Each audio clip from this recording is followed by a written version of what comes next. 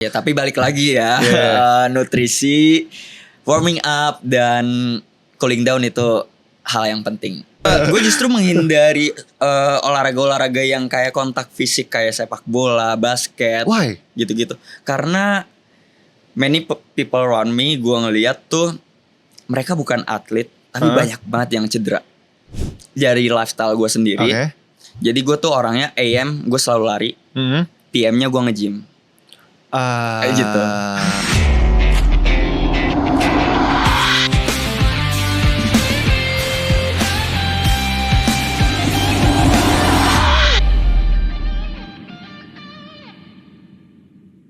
Hai Dashers, welcome to Easy Pace Podcast, persembahan dari Dashboard bersama gue Danar Kalingga. Dan sekarang gue bakal ngobrol sama salah satu orang yang bisa dibilang bikin makin banyak orang lagi pengen ikutan High Rocks ya. Karena High Rocks ini kan lagi emang banyak banget hybrid athlete. Dan dia juga seorang hybrid athlete sendiri dan coach High Rocks. Langsung aja kita ngobrol-ngobrol barengan sama Andi Fatur Rahman. Halo. Halo. Andi, aku panggilnya coach Andi atau Andi aja. Andi aja ya. Lo itu hybrid athlete, coach High Rocks juga ya. Coach High Rocks juga. Oke, tapi kalau misalnya dibilang hybrid athlete berarti lari ya. Betul. Sama weightlifting ya. Weightlifting juga. Tapi sebenarnya main olahraga lu tuh apa?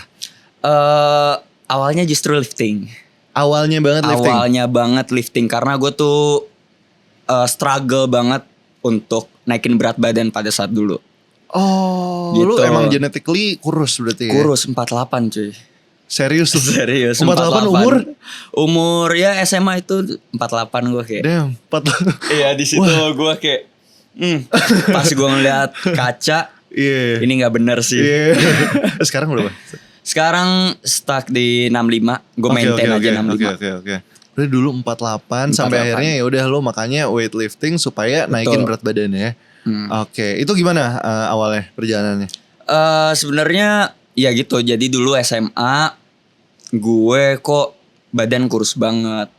Gue makan banyak kok tetap segini berat badan gue. Akhirnya banyak teman-teman yang bilang kayaknya harus nge-gym deh, harus awalnya calisthenics.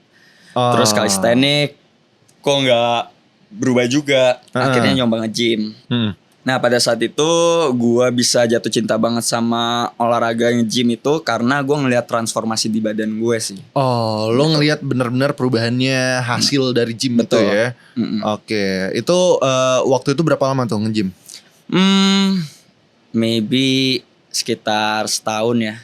Sekitar setahun nge-gym, lu bener-bener konsisten terus ngeliat hasilnya gitu ya? 4 kali seminggu, 5 kali seminggu. Oke. Itu sampai berapa tuh akhirnya? Di 78, naik 20 kilo. Jauh banget ya. Lu dari 48, 30 dong? 30 ya. 30 kilo. Ya. Buset, hampir udah. Dikit lagi tuh 2 kali lipat ya. Nah pada saat itulah gue kayak ngerasa, karena mungkin ngelihat badan kok terlalu gemuk justru yang tadinya kurus banget jadi kelebihan itu ya? Iya karena gue dirty bulk banget di situ. Oke. Pada saat itu akhirnya gue cobalah untuk cutting, menjaga nutrisi segala macam. Terus akhirnya ya range-nya di 65 sampai 68 sih biasanya mainnya. Itu tapi masih full nge-gym aja. Nge-gym aja. Weight training aja ya. Tapi berarti lu olahraga lain gak ada sama sekali? Sportsnya ya main padel. Enggak.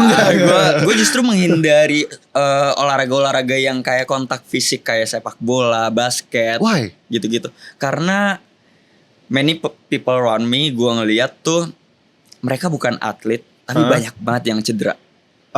Karena ya balik lagi mereka nggak pernah strength training, otot, menjaga otot, ngebangun otot itu kayak dia nggak pernah.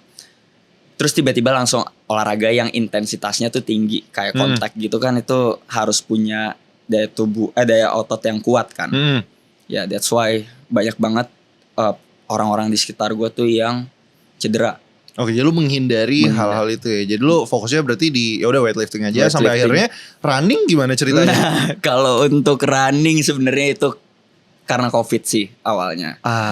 Ya kan kita semuanya mengalami COVID itu, kita di rumah aja segala macam, tempat gym juga tutup. Bener. Terus ya udah akhirnya ikut bokap sama nyokap dari dulu emang lari. Oke. Gitu. ikut sama mereka. Awalnya tuh nggak bisa kayak lebih dari 3 kilo. 3 kilo ya anak nge-gym. Iya, lu suruh sama. lari. Iya, tiba-tiba ya udah ngos-ngosan. Terus akhirnya ada temen yang ngajak kayak rame-rame. Terus akhirnya disitulah gue melihat kapasitas diri gue tuh ternyata bisa lebih. Gue bisa lebih dari langsung 10 kilo waktu sama teman-teman. Jadi itu impactnya komunitas menurut gue itu bagus banget sih. Oke, jadi itu benar-benar ngebantu ya, yang tadinya lo struggling 3 kilo sampai akhirnya bisa lebih dari 10 kilo sekali lari ya. Yeah. Tapi akhirnya berarti lo ikut komunitas dulu berarti? Awalnya ya. Itu gimana? Diajakin teman? Diajakin teman sih. Gimana tuh? Diajakin teman karena kayak sosial media kan ngepost kayak Strava segala macam. Terus Andy lu lari juga, ikut lari yuk sama gue. Terus oke, ya udah ikut. Pada saat itu gue bilang kayak tapi gue nggak bisa nih lebih dari 3 kilo so far. Ya cobain aja, cobain lu lari sama komunitas, bedain rasanya kayak gimana. Yang menurut lu paling beda rasanya lari sendiri sama lari sama komunitas apa? Kalau lari sendiri itu mental game banget sih menurut gue. Tapi kalau lari kok sama komunitas tuh ada gengsi-gengsinya sih menurut gue, karena komunitas pada saat itu teman-teman cowok semua. Jadi kayak kalau stop lu berhenti nih kayak wah malu nih gue. Betul. Yang lain masih pada lanjut. Padahal dalam pikiran mereka semua kayak gitu juga. Sama, gue yakin sama semua sih. Ya. Kalau sendiri lari berhenti ya udahlah berhenti aja ntar lanjut lagi gitu ya. Oke. Gitu jadi lu prefer lari sama komunitas? Prefer lari sama komunitas. Oke. Kalau lari sendiri menurut lu ada prosnya nggak? Lari sendiri itu prosnya adalah menurut gue ya, karena gue orangnya kompetitif banget. Gue tuh ketika gue pengen ngincer speed, like interval, itu gue pasti sendiri. Iya. Oke. Jadi kayak untuk interval, untuk speed sendiri. Tapi kalau misalnya in general sama kayak long aja. distance itu mungkin gue butuh komunitas. Oke. Iya. Dan akhirnya lo jatuh cinta sama lari, lo sampai sekarang masih incorporate lari ke workout lo sehari-hari. Itu pas kapan? Titik apa? Dari maksudnya gue agak bisa relate nih sebagai orang yang dari gym banget awalnya, kardio bener-bener sucks banget ya, nggak sama sekali. Akhirnya sampai lari, lu bener-bener sampai sekarang. Bahkan lu punya run club juga ya? Betul. Titiknya di mana? AMPM namanya run clubnya. AMPM nama run club gue. Oke. Jadi titiknya adalah sebenarnya itu pas Hyrox. Jadi itu gue di Desember tahun 2024 itu melihat informasi Hyrox di Instagram. Terus akhirnya gue nanya ke ini apa nih? Ini kayaknya yang olahraga yang selama ini gue geluti kayak lari dan lifting, ya kan? Kok menarik? Ini jadi suatu tantangan lah buat gue kayak, oh ya udah akhirnya gue cobalah untuk daftar, memberanikan diri. Di Januari gue daftar si Hyrox itu, Hyrox Bangkok.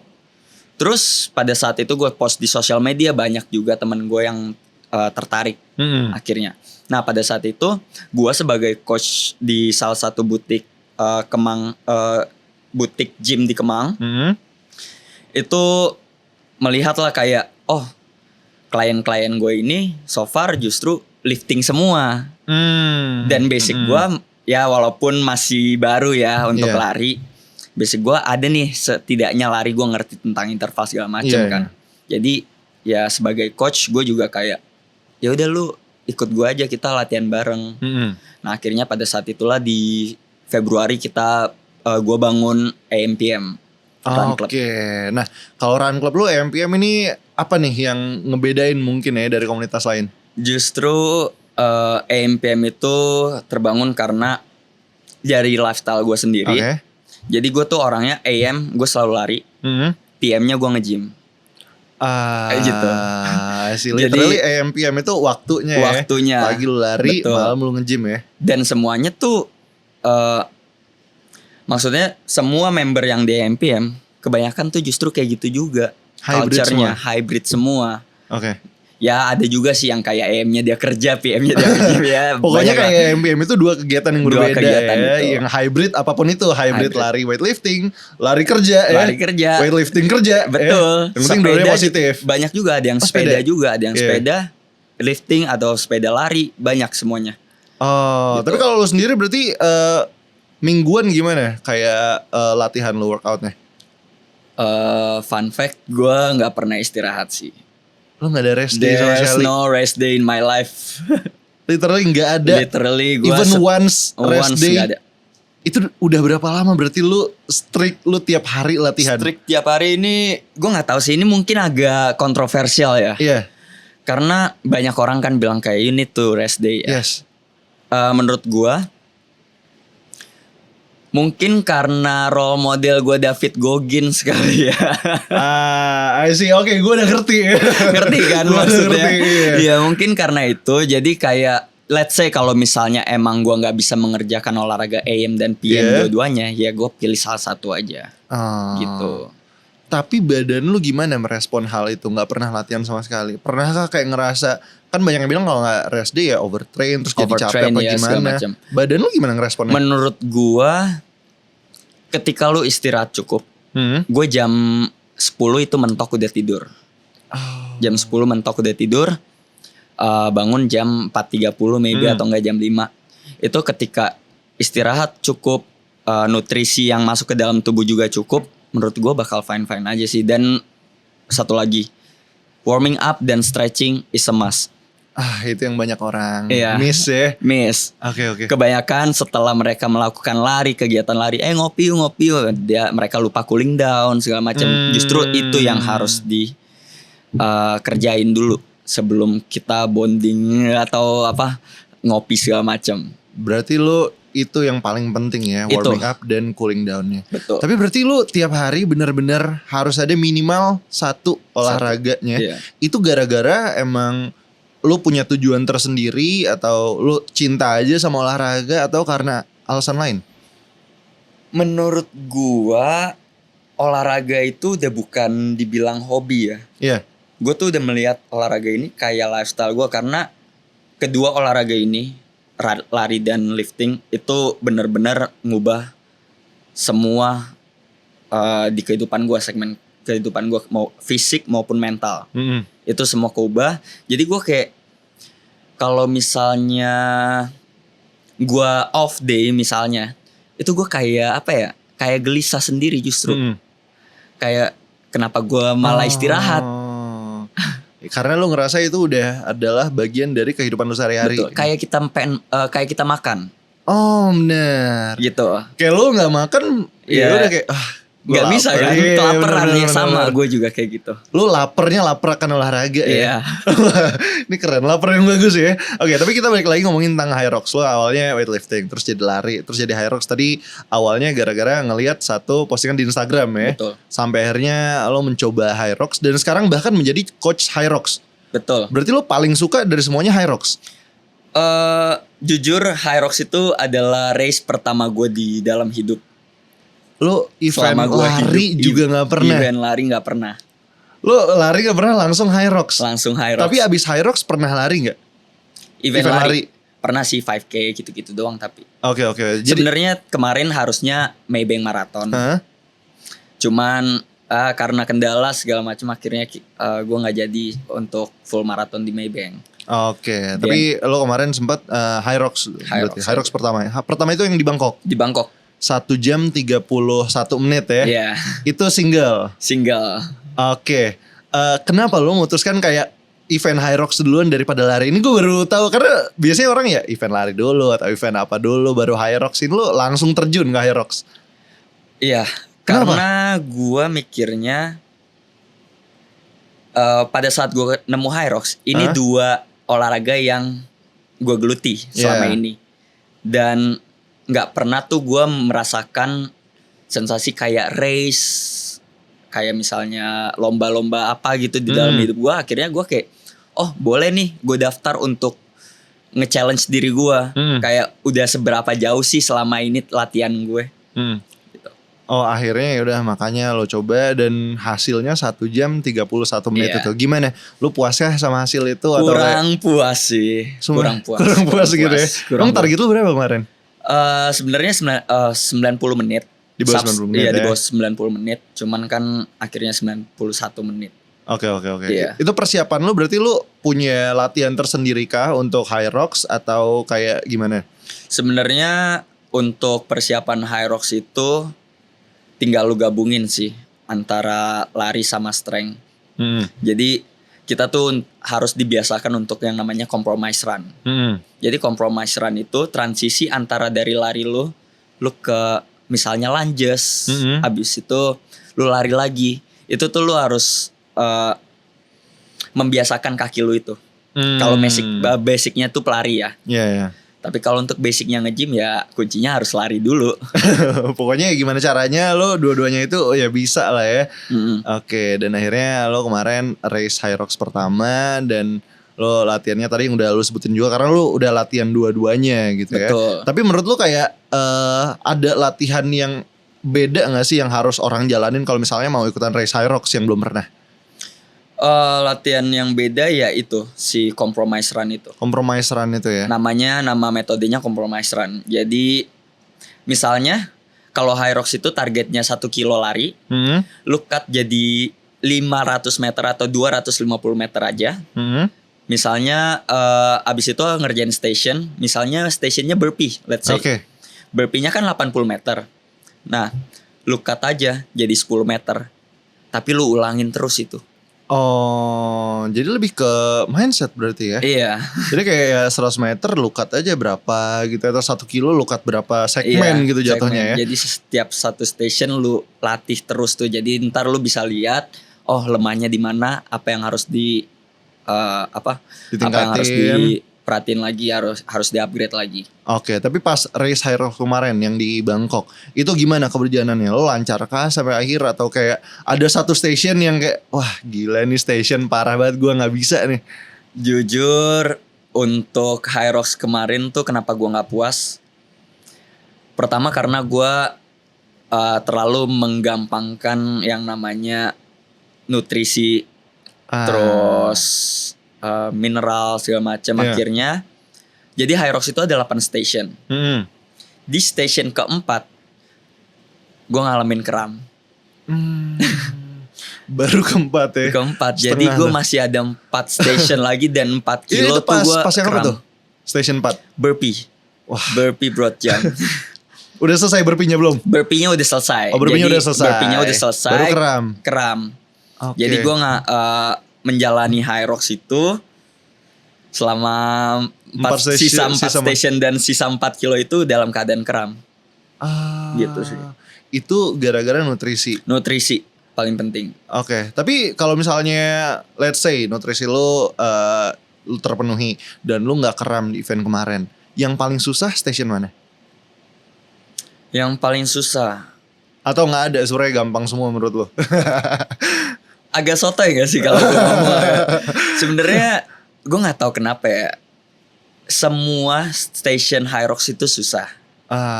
Cuman tergantung mindsetnya aja. Balik lagi ya. Kayak kita melihat station itu kayak kalau misalnya pelari itu milestone kayak 5K-nya.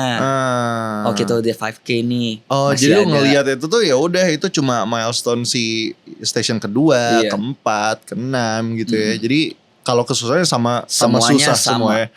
Even elite atlet pun mereka juga capek kok. Ya, jadi kayak yang ngerasain race Hyrox terus capek gimana ya, semua orang ngerasain hal itu ya. Tinggal mindsetnya aja gimana. Mindsetnya. Tapi lu udah ngejalanin event Hyrox dan next bakal ngejalanin lagi di Seoul ya? Iya, di November. Di November. Kalau race lari ada nggak rencana? Race lari nanti hari Sabtu JRF. Jakarta Running Festival itu kategori half marathon. Virgin half marathon in my life. Virgin half marathon ya. Iya. Itu pertama kalinya. Persiapan lo ada yang beda gak?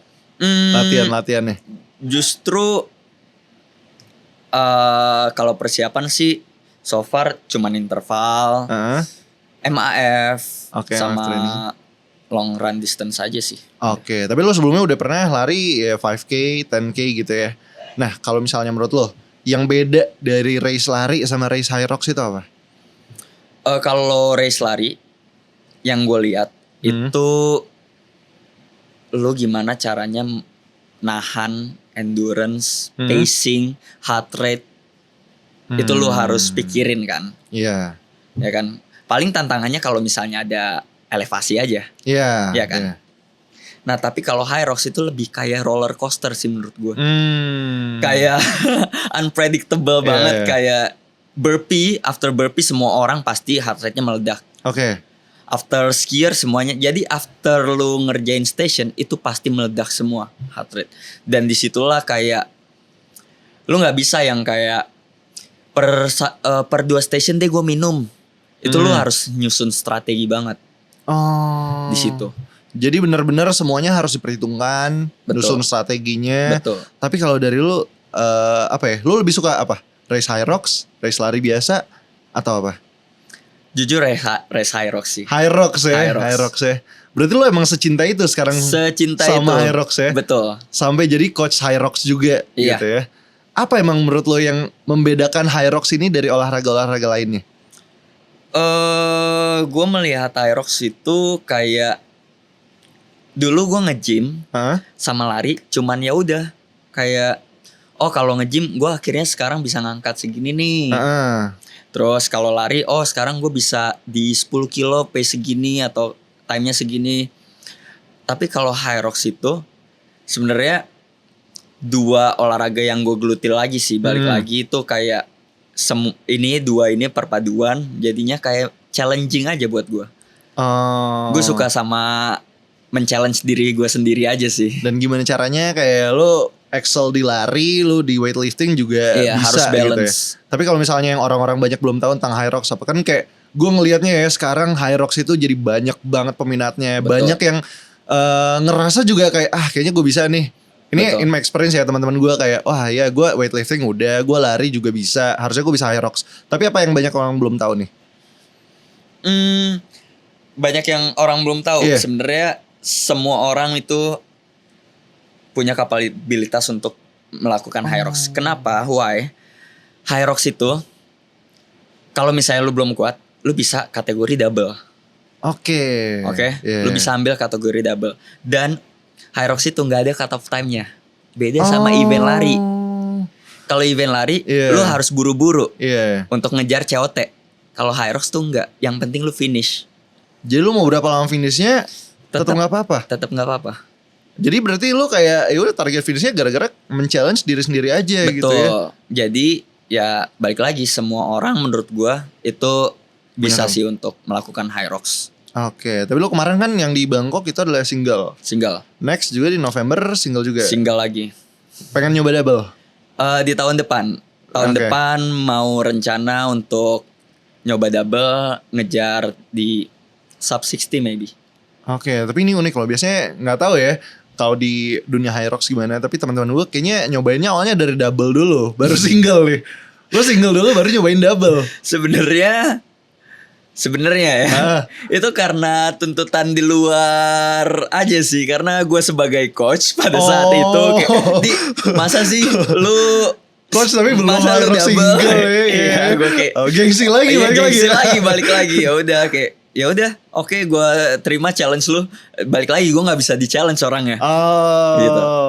Oke. Kalau Bangkok nanti ada yang challenge gak? Kayak masa lu nggak bisa sub berapa? Yang Seoul. Yang Seoul ya. Iya. Sebenarnya itu challenge ke diri sendiri aja sih, karena menurut gue bisa 131 dalam keadaan kram di 4 station. Apalagi kalau misalnya gue prepare-nya lebih lagi, itu menurut gue bisa lebih sih. Oke, tapi kita balik lagi nih, kayak itu latihan segala macam untuk menuju ke Hyrox nanti. Tapi di luar itu juga lu bener-bener tiap hari nggak ada rest day. Pernah ngerasa capek nggak? Selalu, setiap hari. Selalu ngerasa capek tiap hari sebenarnya. Apa? Physically, mentally? Atau apa? Semuanya?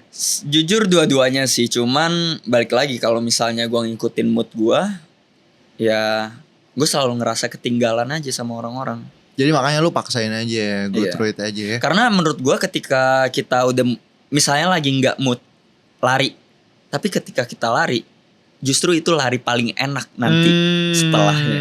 Atau kalau misalnya kita lagi gak mood lifting, nge-gym, ketika kita nge-lift kayak kita ngerasa kok gue bisa PR ya hari ini justru. Gitu loh. Jadi malah jangan ikutin capeknya itu, mindsetnya itu. Iya, tapi balik lagi ya, nutrisi, warming up dan cooling down itu hal yang penting. Oke, tapi kalau misalnya ngomongin bukan nutrisinya, recovery-nya, kayak lo ngerasa capek, both ya, physically sama mentally, cara lo untuk balikin lagi recovery badan lo, recovery mood lo, itu apa? Cara favorit lo? Sebenarnya ya gue ngelihat orang-orang di HP aja sih, di sosial media gue kayak kok ada yang nge-gym, kok ada yang padel, kok mereka olahraga, gue kayak kok gue malah di sini di rumah tidur. Gue jadi kayak berangkat lagi. Oh, jadi malah story-story orang olahraga itu jadi recovery lu ya? Jadi itulah Dashers, lu sering-sering aja update olahraga terus mention dia kalau bisa ya. Justru olahraga dong gitu. Iya. Karena sekarang eranya tuh udah bergeser menurut gue. Iya. Iya kan? Yang dimana dulu nightlife itu sangat booming, lu nggak nightlife kayak lu nggak keren, tapi sekarang lu nggak olahraga tuh lu nggak keren. Bener. Menurut gue. Iya, benar ya. Iya, semua orang ngejar kesehatannya. Gitu sih. Itu yang menurut gue, warga Indonesia kok semakin baik makin kesini. Jadi ini satu tren yang bagus sebenarnya ya. Dan kayak kan banyak sekarang orang yang bilang kayak ngatain kayak wah pamer olahraga atau kayak FOMO olahraga. Enggak men. Enggak ya. Justru lu harus pamerin itu tuh terus tiap hari.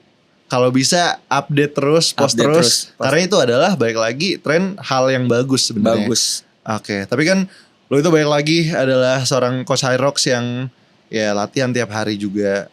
Badan cardio fit juga udah, weightlifting lu juga ya otot-otot lu udah kebentuk, udah bugar juga. Tapi kalau misalnya in general buat pribadi seorang Andi gitu ya, apa arti kebugaran sebenarnya menurut lo? Arti kebugaran adalah menurut gua, how you define kebugaran itu apa?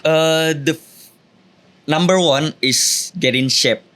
Lu nggak bisa beli badan fit itu pakai uang. Lu harus earn it, lu harus work for it, menurut gua. Karena ketika kita ngomongin bisnis, lu bisa bersalaman sama orang dan lu bisa kayak, oh ini orang disiplin dari badannya. Lu bisa sebelahin orang yang pakai kemeja putih yang biasa aja badannya sama yang enggak, kayak kok lebih bagus yang badannya bagus yang pakai kemejanya.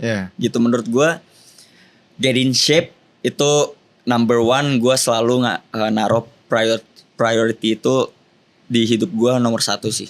Oke, kalau gitu terakhir nih buat orang yang baru mau ikutin Race Hyrox atau baru mau nyoba, ada tips dari lo nggak? Mau mentally, physically atau persiapannya apapun itu? Kalau misalnya tips, menurut gue just go for it. Karena Hyrox balik lagi, semua orang itu bisa ngelakuin Hyrox. Pertama karena dia nggak ada cut off time. Oke. Kalau misalnya lu nggak bisa sendiri, nggak punya mental untuk sendiri, ajaklah partnernya. Oke. Gitu sih. Dan kalau misalnya untuk persiapan, gua justru sebagai founder AMPM itu punya program untuk Hyrox. Oh, gitu. Jadi sebenarnya mungkin bisa diikutin juga. Bisa diikutin AMPM juga. Bisa latihan ke lu juga personally ya. Dan baik lagi semua orang punya capability untuk race Hyrox ya. Terakhir mungkin buat orang-orang nih yang pengen kayak lu juga, yang kayak kok bisa olahraga bener-bener tiap hari. Apa yang lu pikirin? Apa mindset lu untuk keep going gitu? Untuk keep going ya, jujur ya lawan aja sih rasa males lu itu. Oke, berarti ya udah nggak ada alasan, ya udah lawan aja. Itu bukan jadi penghalang ya. Iya. Oke deh, kalau gitu thank you so much Andi. Banyak banget hal yang gue dapetin dari lo hari ini, dan sukses buat your next Hyrox race di Seoul. Iya. Semoga bisa sub berapa targetnya? Sub 90 aja dulu. Sub 90 aja dulu ya. Biasanya orang-orang kayak gini udah bilang sub 90, tiba-tiba 1 jam 5 menit. Amin. Oke, gue bakal ngeliat kira-kira nanti bakal berapa waktunya. And thank you so much untuk obrolan hari ini. Dan Dashers jangan sampai ketinggalan, karena episode ini bisa langsung lo cek di Spotify atau YouTube-nya Dashsport. So kalau gitu gue Danar Kalingga, gue Andi Fatur Rahman, dan I'll see you guys in the next episode. Bye-bye.